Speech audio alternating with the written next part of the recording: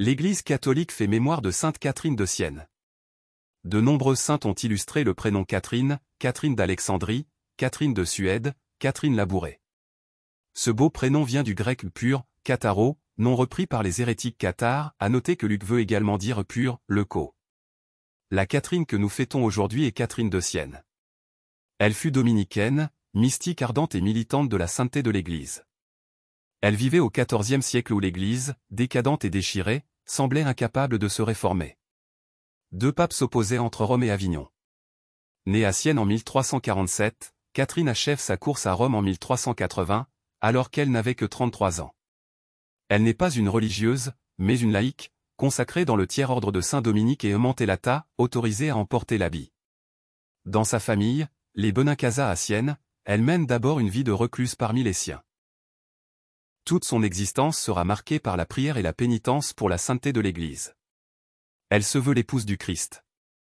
Pour cette mission, elle se fera itinérante, rassemblant autour d'elle une fraternité complète, frères, sœurs et laïcs. Catherine les entraîne dans une mission à haut risque, réconcilier des villes ennemies et surtout ramener le pape d'Avignon à Rome. À la source d'un tel engagement se trouve la mystique de la flamme d'amour.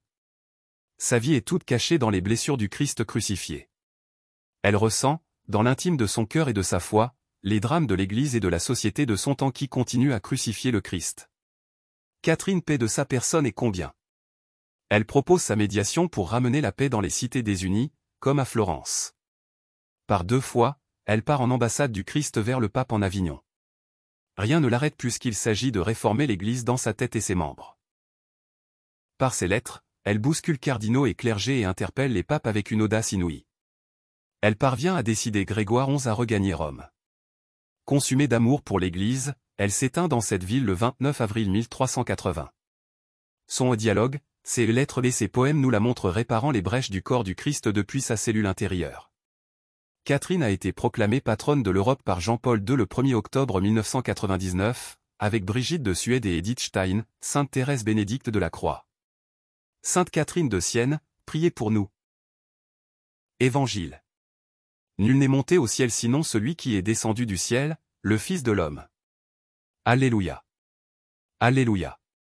Il faut que le Fils de l'homme soit élevé, afin qu'en lui tout croyant ait la vie éternelle. Alléluia. Évangile de Jésus-Christ selon saint Jean. En ce temps-là, Jésus disait à Nicodème: il vous faut naître d'en haut. Le vent souffle où il veut. Tu entends sa voix, mais tu ne sais ni d'où il vient ni où il va. Il en est ainsi pour qui est né du souffle de l'Esprit. Nicodème reprit: comment cela peut-il se faire? Jésus lui répondit: tu es un maître qui enseigne Israël. Et tu ne connais pas ces choses-là? Amen, amen, je te le dis. Nous parlons de ce que nous savons. Nous témoignons de ce que nous avons vu. Et vous ne recevez pas notre témoignage. Si vous ne croyez pas, lorsque je vous parle des choses de la terre, comment croirez-vous quand je vous parlerai des choses du ciel? Car nul n'est monté au ciel, sinon celui qui est descendu du ciel, le Fils de l'homme.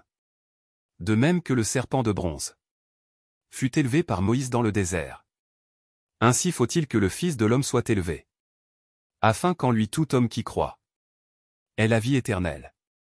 Acclamons la parole de Dieu. Louange à toi Seigneur Jésus.